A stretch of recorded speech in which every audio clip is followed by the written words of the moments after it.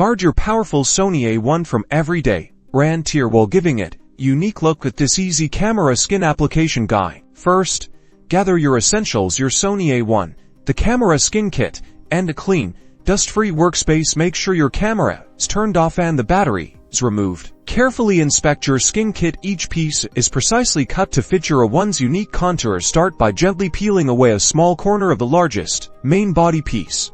Begin aligning this main piece with the camera's grip, ensuring the edges match up perfectly. Take your time. Precision now will lead to a flawless finish. As you applied, use a squeegee or your finger to firmly press down and smooth out any air bubbles that may appear. Work from the center outwards for the best results. Move on to the smaller pieces, typically covering the top plate, around the buttons, and the lens mount. Gently tuck the edges around any small protrusions. For areas with buttons and dials, carefully peel back just enough skin to adhere around them. Then press it down smoothly. You might need to slightly lift and reposition to get it just right. Don't forget the bottom of your camera.